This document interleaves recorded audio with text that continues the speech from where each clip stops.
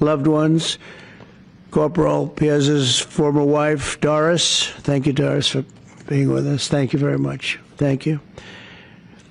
And his son, Cameron, good-looking son, too. Deputy Waller's wife, Denise. Thank you, Denise, very much. And Deputy Diaz's daughter, Alexandria. Thank you. Thank you very much. I want to thank you all, and the three officers we recognize today were close friends. They were really close friends and colleagues, and together they dedicated their lives to protecting the people of Palm Beach County and well beyond. And they were beloved by everyone and respected by all, really, really top-of-the-line people. Countless times when I was in Florida, they proudly saved. And they saved a lot of lives. They were going around saving a lot of lives. Their reputation was incredible. They served in motorcades for presidents, called presidential motorcades, a very dangerous job, actually. And I was deeply honored to attend their memorial service last year.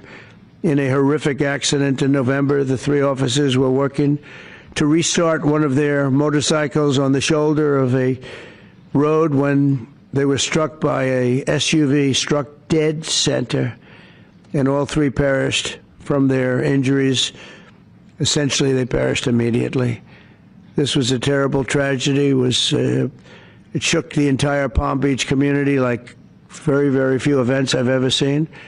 All of Florida mourned their loss, and today our entire nation joins in honoring these three incredible patriots taken from us much too soon, much, much too soon. To Doris, Cameron, Denise, Alexandria, and to all of those who love these brave men, we are deeply sorry for your loss and eternally grateful for their sacrifice, their great, great sacrifice, just respected by everybody.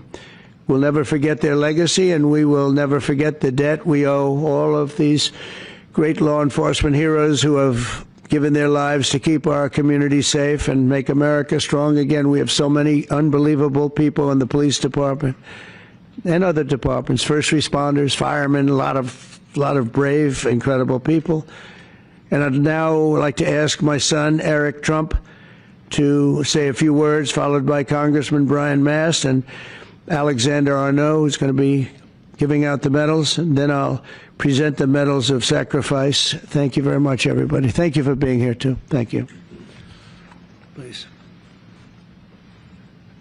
Mr. President, thank you very much.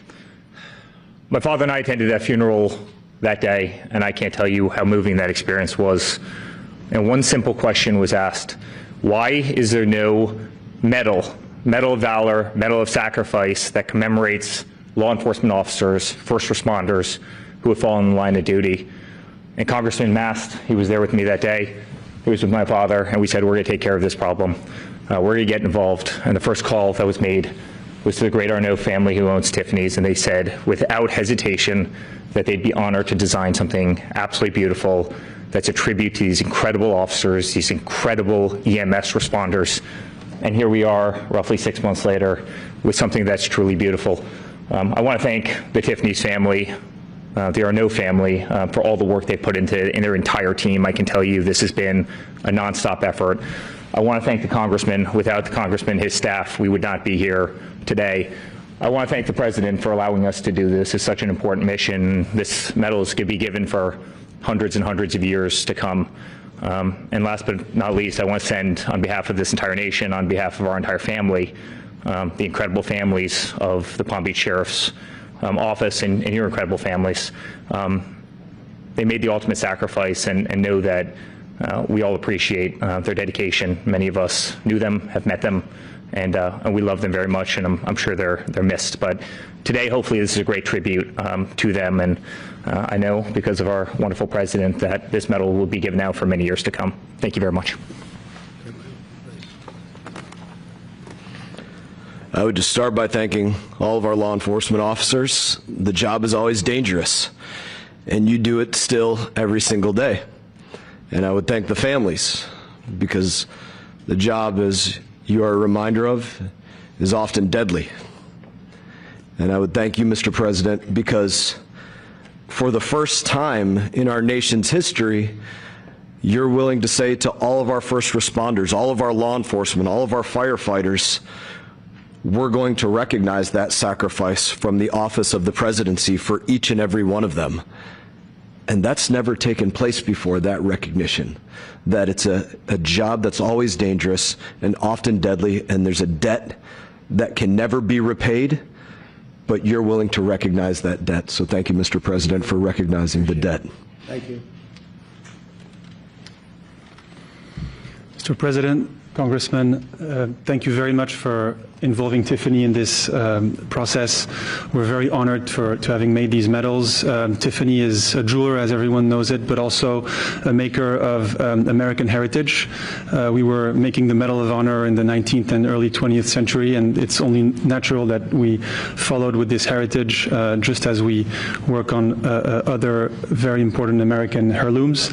This medal was made in Providence, Rhode Island, in our largest factory in the U.S., out of silver, plated in 24-karat gold, just like the ceiling of this office, and represents the coat of arms of the United States. Mr. President, thank you very much. Thank you very much. Byron, would you like to say a few words, please? First, to be brief, to the families, we are so sorry for your sacrifice, but your officer from your family represented not just Palm Beach County, but the United States with honor. Mr. President, thank you for allowing this to go forward. To my colleague, Congressman Mass, thank you for your leadership. We will always honor first responders in the United States of America. Thanks. Okay. So,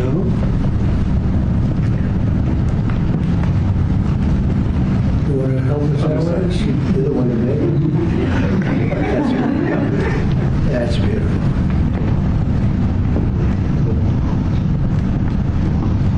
So could we ask the families to step forward, please? Chair, would you like to help us? Please. Thank you very much.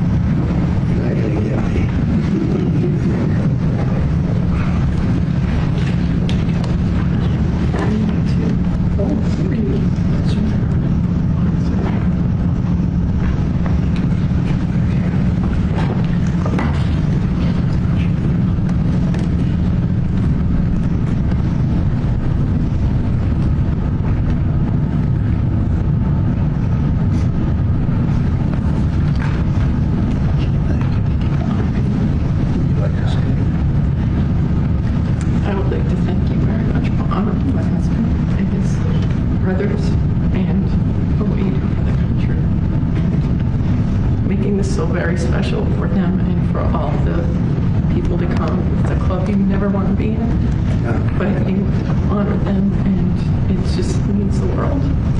Thank you. Thank you for everything. Thank you very much. Appreciate it. Thank you. Would you say something about your mother? Do you want me to go over there or here? We're over there.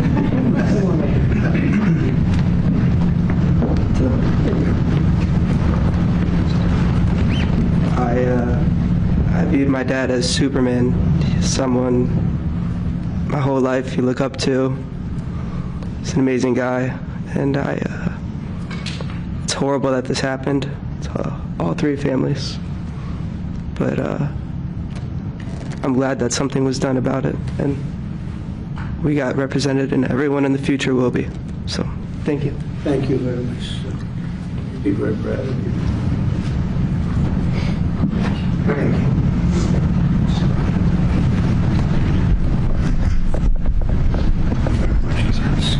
Thank you, Mr. President. Thank you very much. Thank you very much.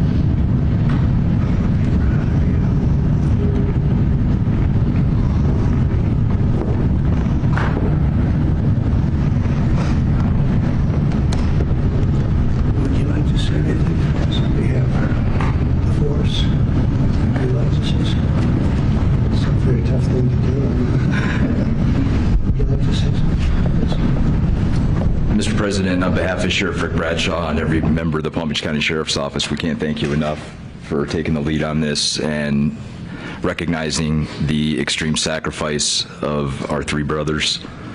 Words really can't express how thankful we are. Thank you very much. And we have a fourth, and we're going to give this to you. Hopefully it's maybe never going to be given out. So we'll give it to Sheriff Bradshaw, who's an incredible sheriff. And you've done an amazing job, and we'll have it should something happen. And that's right here, okay? So Yes, sir. Thank you. And I hope it never has to be given out, frankly. Thank you very much. Thank you, Mr. President. Very much. Mr. President. Well, thank you. Do you have any questions for what you just saw? That's so important. I mean, people have talked about it for years. I want to thank Brian Mast for what he's done, Congressman. He's been unbelievable. He's a great representative. And he worked hard. He wanted to do it right, and we wanted to go somehow. We could get him done pretty easily in one way, but we wouldn't get him done by Tiffany. And the fact that the Arnault family stepped up was absolutely incredible. It means more when you get a name like that. I think it means something extra. But these were incredible people, and they're looking down on you right now, and they're very, very proud, very, very proud of all of you. And it's too bad we had to be doing this, but I was there with you that day. That was a rough day. Thank you very much. Would you have any questions? Yeah. Do you have plans to give this award to any other families posthumously find themselves in the same position as having made this sacrifice? And then after the test, one question about your calls back. Having to do from previous? Yeah. We're looking at the possibility of that, yeah. You had a lot of people die in the line of duty when you think of it. And we figured it was time to start. We haven't had the situation arise. This was a terrible situation. We haven't had it arise yet, but we're looking at going back a little bit and see what we can do about that. Yes, strongly. Yeah, go ahead. On your call with President Putin today, you'd mentioned that the Pope would like to take a role potentially in mediating these talks. Does that mean that the U.S. is taking a step back from... No. I think it would be great to have it at the Vatican. Maybe it would have some extra significance. And I saw that it was discussed yesterday, so I thought, and people told me that they'd be honored to do it. I would imagine they would be. So, no, I think it would be maybe helpful. There's tremendous bitterness, anger, and I think maybe that could help some of that anger. So having it at the Vatican would be, in Rome, would be I think it would be a great idea. Thank you. Mr. President, as you know, go ahead. Mr. President, as you know, 2.5 months ago, Ukraine President Zelensky agreed to that 30-day ceasefire that's been on the table all of that time. What was the extent of your conversation with President Putin today about having him agree to that same 30-day ceasefire proposal that you, Mr. President, put on the table? Well, what we've done, and very strongly, is we said, let's get this thing going. You know, I had many of the leaders of European nations on the line with me right after the call. And we have to get that thing solved. 5,000 young people every single week on average. And I've seen satellite pictures. You don't want to see these pictures. We'll have to see what happens. This was not my war. This is not a war that would have happened if I were president. This is not my war. I'm just here to try and help. We've spent hundreds of billions of dollars on this war, and yet that's not, frankly, we made much more than that just in 4 days in the Middle East. It's a lot of money, but we do much. This is about thousands of people dying every single week. 5,000, 6,000 people dying every single week. And just like you have the relatives here, wives and children and everything, you have, these soldiers, they say goodbye in Ukraine and in Russia, and then their parents never see them again, except maybe in pictures of horrible scenes, because I've seen some scenes, I've never seen anything like it. So we're going to see if we can get it taken care of. Yeah, please. First off, our thanks to the members of law enforcement who are here, and our condolences to the families. We're very sorry for your loss. Mr. President, on Ukraine and on your call today that you had with President Putin, you said last week that you thought nothing was going to happen, no advances would be made until you and Putin got together. Do you still feel that way? I think something's going to happen. It's a got very big egos involved, I tell you. Big egos involved, but I think something's going to happen. And if it doesn't, I'd just back away and they're going to have to keep going. Again, this was a European situation. It should have remained a European situation. Should have remained. But we have, because the past administration felt very strongly that we should be involved, and we got involved much more than Europe did in terms of the money and all of the things that we gave. We gave massive amounts, I think record-setting amounts given to a foreign. There's never been anything like this, both weaponry and money. And Europe gave a lot also, but they didn't give anywhere near what we gave. We gave probably almost 3 times the amount. And it's just a shame. The whole thing is a shame. The level of death here is just a shame. Yeah? Did you ask President Putin to meet with you? About what? About Ukraine. Of course I did. I talked to him about it. I said, when are we going to end this, Vladimir? I know him for a long time now. I said, when are we going to end this bloodshed, this bloodbath? It's a bloodbath.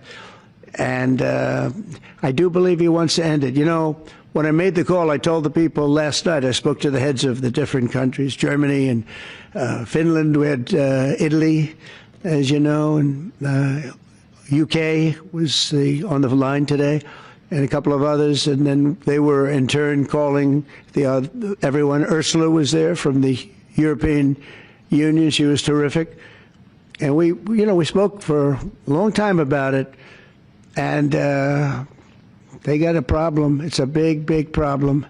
It's a terrible war. It's a very hard to extradite themselves away from what's taken place over there. The amount of anger, the amount of hate, and the amount of death. It's very hard, very tough situation.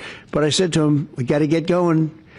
And I did say also, if I thought that you couldn't do it, I'd step away, because what are you going to do? We don't have boots on the ground. We wouldn't have boots on the ground. But we do have a big stake. And the financial amount that was put up is just crazy. It's crazy. This isn't for us. This is for somebody else. The amount of money that we put up is record-setting. There's never been anything like this, and that includes weapons. Never been anything like this. Yeah, please. Yeah, Mr. President, on the medal, how far back do you intend to look to consider for the recipients? And then on your call today, if Putin ultimately proves to be the obstacle to peace, is further arming Ukraine on the table at that point? Well, we'll look. I mean, we're going to look. I hope that, I like to think positively, frankly. I just can't believe that they allow this to continue. This would have never happened if I were president, and most people admit that. It would have, and it didn't happen for 4 years. And October 7th would have never happened either. That's the attack on Israel. That would have never happened. So sad, a lot of things wouldn't have happened, but so sad to see it. No, I think that there's a good chance we can get this done. I believe Putin wants to do it. Now, if I thought Putin didn't, well, I mean, that's what I do. My whole life is like deals, one big deal. And if I thought that President Putin did not want to get this over with, I wouldn't even be talking about it, because I'd just pull out. What did you hear that gave you confidence that he does want peace versus buying time? I think he's had enough. I think he's had enough. This has been a long time. This has been going on for more than 3 years. When you think, right? It's been going on for a long time. Yeah, please. Oh, thank you, Mr. President.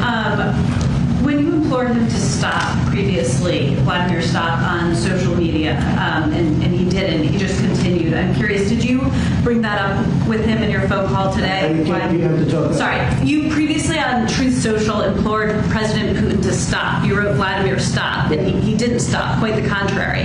I'm curious, did you bring that up on your call with him today? No, I didn't bring that up. But I did say, it's time, you got to stop this thing.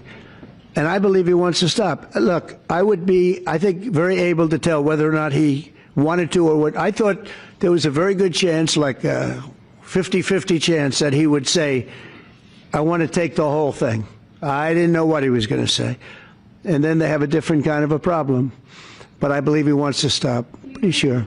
Just now about backing away or walking away if it looks like it's going to be an intractable problem. Do you have a red line in your head of what would cause you to back away? And Yeah, in my head, but not something I'm going to announce. But yeah, definitely in my head I do, yeah. Exactly would that look Because like? this isn't our war. This is not my war. This is not the war. I mean, we got ourselves entangled in something that we shouldn't have been involved in. And we would have been a lot better off, and maybe the whole thing would have been better off, because it can't be much worse.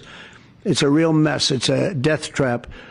So I think that, yeah, I would say I do have a certain line, but I don't want to say what that line is, because I think it makes the negotiation even more difficult than it is. Yes, please. Mr. President, thank you all for your sacrifice. I'm so sorry for your loss and everybody. You mentioned the bloodbath you want to see end in Ukraine.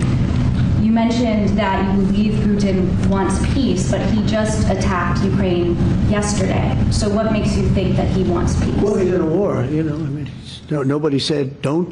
They're fighting. They're attacking each other, and people are dying all the time. He's in a war. He's fighting a war. Nobody said he was going to stop. I think, is it terrible? Yeah, it's terrible. I think it's terrible. Can you wait on President Biden? President Biden was diagnosed with cancer. The war, and then I want to ask you about reconciliation. Why haven't you increased the sanctions on Russia yet? Well, because I think there's a chance of getting something done. And if you do that, you can also make it much worse. But there could be a time when that's going to happen. Yep. Mr. President, Who's going to say? with the ratings downgrade from... Do you want to respond to President Biden being diagnosed with cancer? Are you going to call your predecessor? I think it's very sad, actually. I'm surprised that it wasn't, the public wasn't notified a long time ago, because to get to stage 9, that's a long time. I just had my physical. You saw that. You saw the results of that particular test. I think that test is standard to pretty much anybody getting a physical, good physical. We had the doctors at the White House and over at Walter Reed, which is a fantastic hospital. I do it. I did a very complete physical, including cognitive tests. I'm proud to announce I aced it. Got them all. I got them all right. You proud of me? Yes. Your husband would be proud of me for getting them all right. It's a little risk. If I didn't get them all right, these people would be after me. It would be not a good situation. But I think, frankly, anybody running for president should take a cognitive test. They say it's unconstitutional, but I would say in that particular case, having a cognitive test wouldn't be so bad. But when you take tests, medical, as a male, that test is very standard. I don't know if it's given to everybody, but it's given just about. And it takes a long time to get to that situation. Now, I think, to get to a stage 9, I think that if you take a look, it's the same doctor that said that Joe was cognitively fine. There was nothing wrong with him. Well, he said, if it's the same doctor, he said there was nothing wrong there. And that's being proven to be a sad situation. And the auto pen is becoming a very big deal. The auto pen is becoming a big deal because it seems like that maybe was the president who ever operated the auto pen. But when they say that that was not good, they also, you have to look and you have to say that the test was not so good either. In other words, there are things going on that the public wasn't informed. And I think somebody's going to have to speak to his doctor, if it's the same, or even if it's 2 separate doctors. Why wasn't the cognitive ability, why wasn't that discussed? And I think the doctor said he's just fine, and it's turned out that's not so. It's very dangerous. Look, this is no longer politically correct. This is dangerous for our country. Look at the mess we're in. You're talking about all these questions on Ukraine and Russia that would have never happened. As an example, if I were president, would have never happened. The other thing is you have to say, why did it take so long? I mean, when you... This takes a long time. It can take years to get to this level of danger. So it's a very, very sad situation. I feel very badly about it. And I think people should try and find out what happened, because I'll tell you, I don't know if it had anything to do with the hospital. Walter Reed is really good. They're some of the best doctors I've ever seen. I don't even know if they were involved, but a doctor was involved in each case. Maybe it was the same doctor. And somebody is not telling the facts. That's a big problem. President Zelensky of Ukraine says that the Ukrainians are ready for a ceasefire, they're ready for peace negotiations. In your mind, is Ukraine doing enough to get this? I'd rather tell you in about 2 weeks from now, because I can't say yes or no. I think, look, he's a strong person. Zelensky, a strong guy, and he's not the easiest person to deal with. But I think that he wants to stop. He's, not. It's a very bad thing that's happening over there. I think he wants to stop. But I could answer that question better in 2 weeks or 4 weeks from now. I hope the answer is that he wants to get it solved. I want to thank everybody very much, and on behalf of the United States of America, we greatly honor your family and your friends and everybody that had to suffer so much. But you have some 3 great men that are looking down on you, and they're very proud right now. They're very proud. This is the Oval Office, and they're a big part of it now. They're a part of the Oval Office, the White House. And thank you all very much. Thank you. Thank you, Sheriff, for coming. Thank you very much, everybody. Thank you. Thank you.